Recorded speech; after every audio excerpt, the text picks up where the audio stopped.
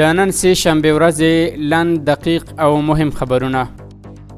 د پاکستان په کراچۍ ښار کې افغان قونسل وایي چې تر دې مهاله د کراچۍ او سند له زندانونو څخه 2220 افغانان آزاد او د اسلامي امارت په لګښت بیرته هیواد ته استول شوي دي.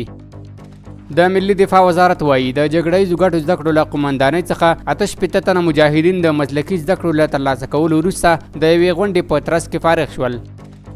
د صنعت او سوداګرۍ سرپرست وزیر وایي افغانستان اوس مهال له روسیې، چین، ازبکستان، قزاقستان، تاجکستان او ترکمنستان هیوادونو سره ښې سوداګریزې اړیکې لري. نورالدین عزیزي زیاتوي هڅې روانې دي څو له نورو هیوادونو سره هم سوداګریزې اړیکې پراخې شي.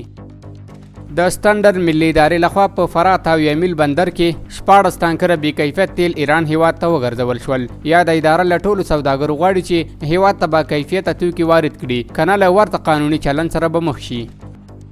د خوړو نړیوال پروګرام افغانستان کې له اړمنو کسانو سره د مرستې په موخه د 800 میلیونه ډالر غوښتنه کړې. د خوړو نړیوال پروګرام په خپل راپور کې ویلي چې په راتلونکي شپږو میاشتو کې افغانستان د اړمنو کسانو د لاسنیوي لپاره 800 میلیونه ډالرو ته اړتیا ده.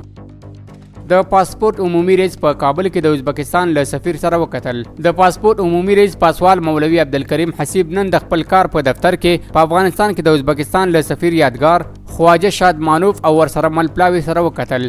په دې لیدنه کې د دواړو هیوادونو د هر اړخیزو همکاریو او د افغانستان د ویزو پر تمدید خبرې وشوې.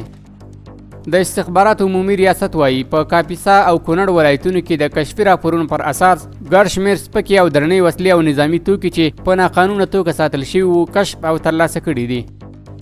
د اوسپنې پټلۍ ادارې سرپرست ملا بختالرحمن شرافت وایي تیر کال د اوسپنې پټلۍ له لارې انتقالات د 1400 کال په پرتله 14 سلنه زیات دي.